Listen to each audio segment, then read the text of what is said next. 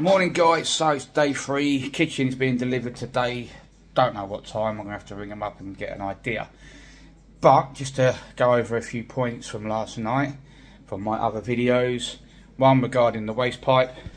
So we went with taking it out, it's in white but this one's not glued yet, it's just out the wall in white. We can unwind it, glue it and put black in when we come to do it.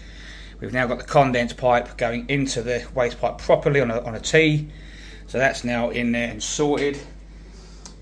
Spoke to the client and we've decided to do away with the inspection hatch for the lights. There's a couple of people saying we can do it through the light hole. You can, but we were just concerned about them being too close together, getting them out. But I've actually had to go this morning. They can be taken out fairly easily.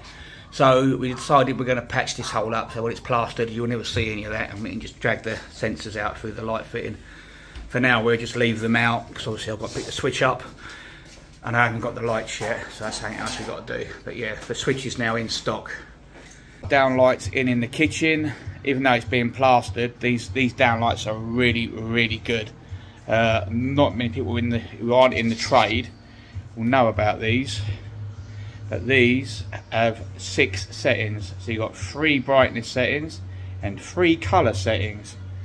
So with these, because they're on the kinetic system, this is the switch, and as you can see with this light here, wireless, completely wireless. Make sure I'm hitting the right switch. This is a double gang. So, and then behind me, you've got that one for the behind lights and that one for that one. Great little system, the kinetic. But back to the lights, switch away. So these lights, they have 3 settings. So on the transformer you've got 4 watt, 6 watt and 8 watt. So you can turn your brightness down, and then on the here, on the actual back of the light, you have this switch which does 3 different colours. Let's just see if I can get it on for you. Hold on. Right. So you've got bright white, like an orangey white. Oh, trying to do that one-handed, and a warm white. So you've got 1, 2, 3 different colours to play with, and then you can do the brightness. Try and work this. So that's the 8 watt, 6 watt, and 4 watt. You can't really notice the difference.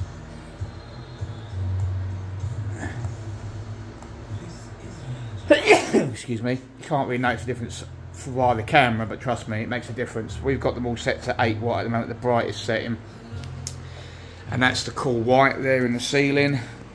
Again, the camera's not giving it the full effect, but really good lights. And these are made by Aurora, and that's your code if you want to go looking for them. Aurora lighting. Absolutely brilliant downlights, guys. If you want that option of not having to change bulbs and have brightness differences, just go with these. It's all built in. They've got, I think the warranty's at least 5 years, I think. I need to check on that for the warranty, how long they last. But obviously, great little lights. Fitted them a few times, never had an issue with them. Really easy to fit. There's no screws. It's all little compression fittings. So you just push the cable in, release it. A bit like Wagos, but without the click. So install really easy. Great lights. The face plate is removable.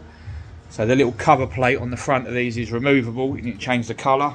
Obviously we've got white, but they are interchangeable, different colours. But yeah, great lights. Don't forget guys, like, share, follow, subscribe to the YouTube channel, and I'll see you on the next one. Okay guys, so round 2, electrical lighting. We've changed all the lights in the kitchen, as you know. So we thought while we were waiting for the kitchen, because it's not due for another hour and a half, and there's nothing else we can do. And with these lights that we're fitting, have this quick release, so we can fit them and we can just pop them off there, ready for the plasterer, make life really easy.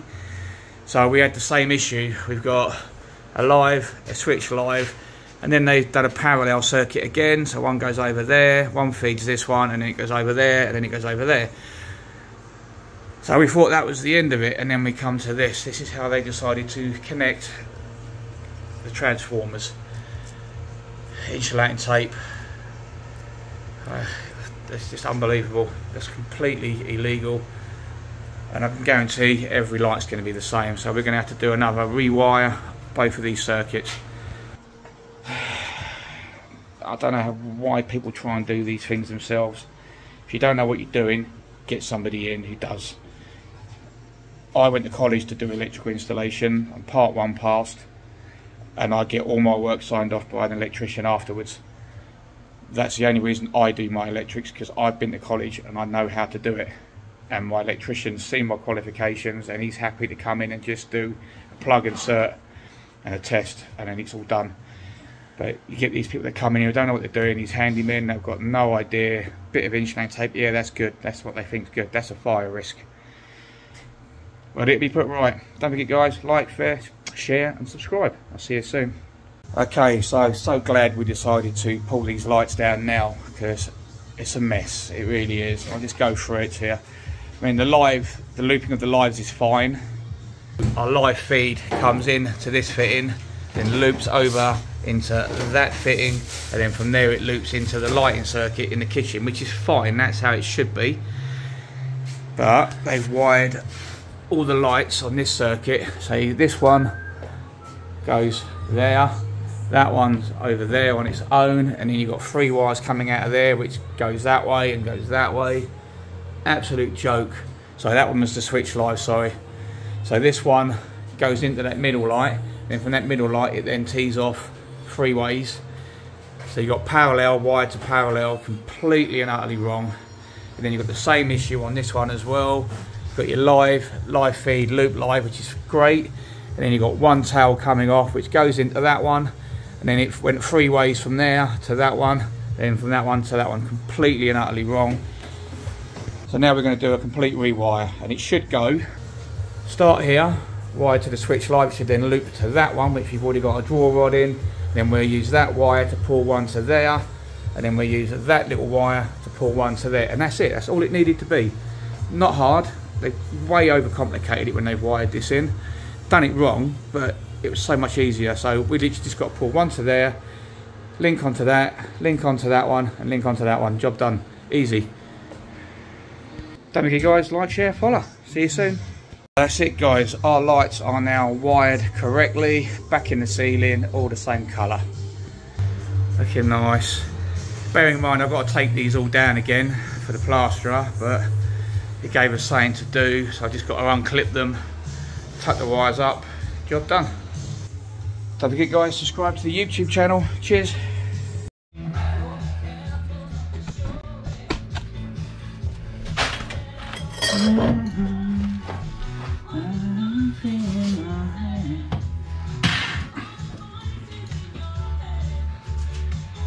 Like that thing I said to you last week? Yeah.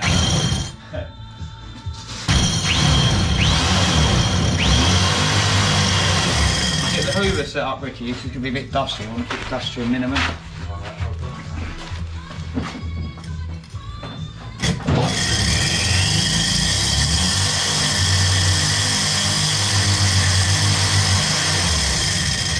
Setting, I've got this on. 2 for this one.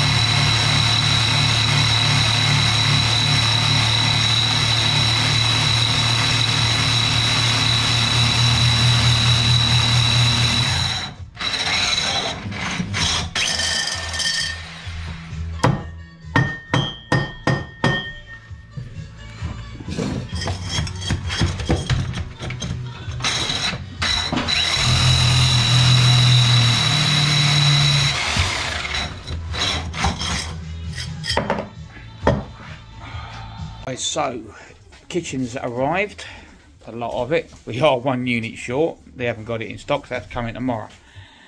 So here it is, trying to squeeze it in as much as we can while we try and basically set out the rest of it. Just so, a little how-to for you guys. When you get your Howden's kitchen, you'll get these feet packs. Basically, really easy system. They just push into the 3 holes, make sure they're all the way down, like so. And then you just get a hammer. So get your hammer, and you just want to hit these little bits here, like that, like that, like that, on all of them. And that will lock your foot in, no screws required. And then you get your foot, your adjustable foot, and you get your little foot cap. That goes on now. Fun and games doing it one-handed. Anyway, so what I do is I measure the height of the plinth. In our case, our plinth is 165mm. So the plinth we are using is 165mm. So I will set this to 175 because we've got the laminate floor to go down, underlay to go down, plus you want a little bit of a breathing gap so that you can get airflow underneath your units. I'm going to allow 10mm gap.